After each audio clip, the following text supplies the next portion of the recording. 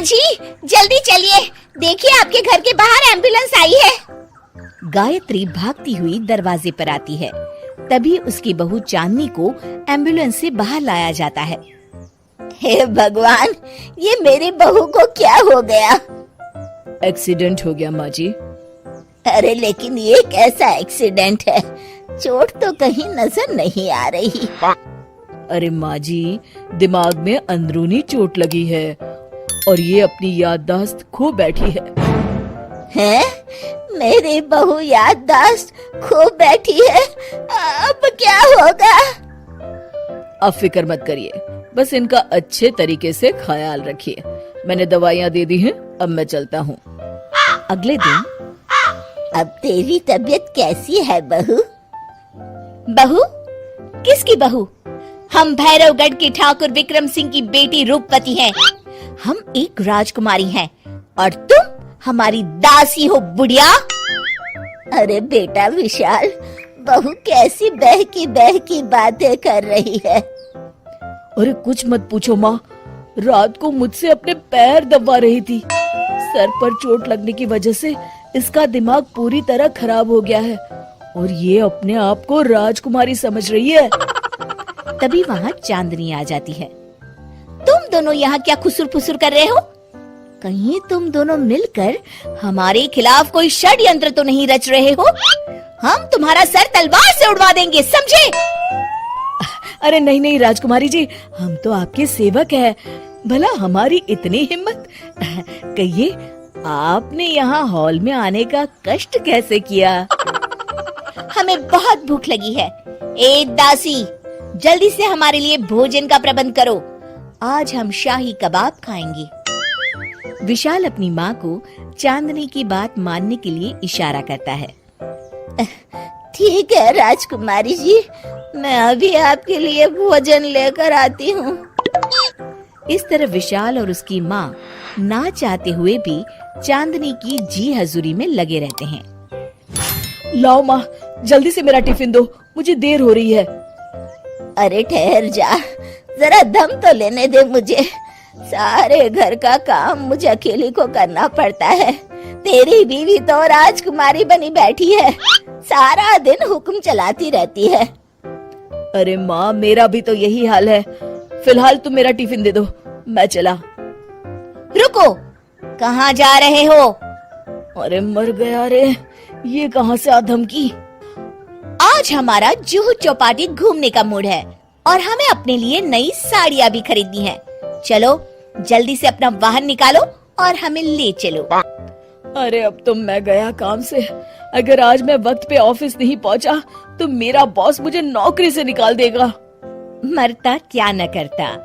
आखिरकार विशाल चांदनी को घुमाने ले जाता है और चांदनी अपने लिए ढेर सारी शॉपिंग भी करती है। ए दासी, टीवी पर कपिल शर्मा के आने का समय हो गया है, जल्दी से टीवी शुरू करो।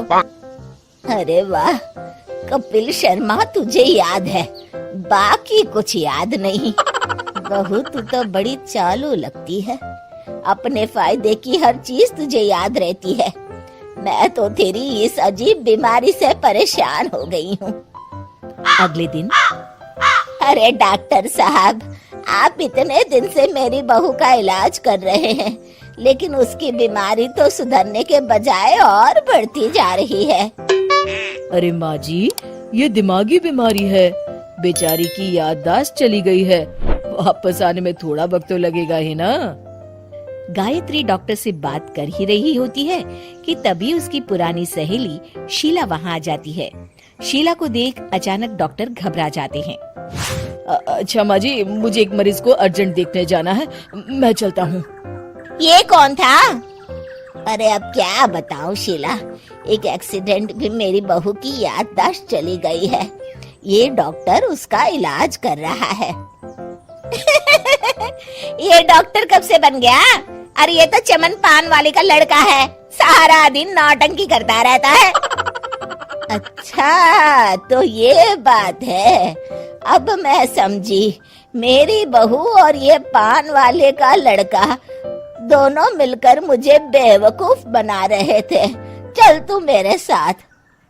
गायत्री शीला को एक बड़ा सा डंडा हाथ में देकर अपनी बहू चांदनी के कमरे में ले जाती है।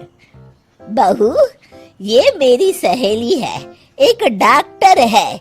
इसने तेरे जैसे न जाने कितनों का इलाज 2 मिनट में कर दिया है। इसका कहना है कि सर पर जहाँ चोट लगी हो, अगर उसी जगह दोबारा किसी बड़े डंडे से जोर से मारा जाए तो मरीज की याददाश्त वापस आ जाती है। देख, हम डंडा भी लाए हैं। अपनी सास की बातें सुनकर और हाथ में बड़ा डंडा देख चांदनी घबरा जाती है। अरे बाप रे, मैं तो फंस गई। इस डंडे की एक बार की वार से ही मैं तो चारों खाने चित हो जाऊंगी। अब क्या करूं, क्या करूं, क्या करूं?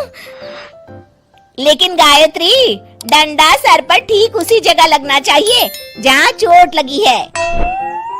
अरे तू चिंता मत कर, 2-4 बार मारूंगी तो एक बार तो सही जगह लग ही जाएगा ना। चल बहू, तैयार हो जा। अरे नहीं नहीं माँ जी, मुझे मत मारिए।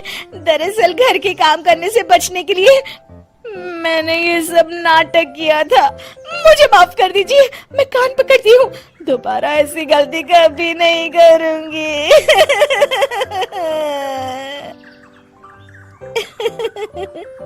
क्यों दोस्तों, कहानी कैसी लगी हमें जरूर बताइएगा।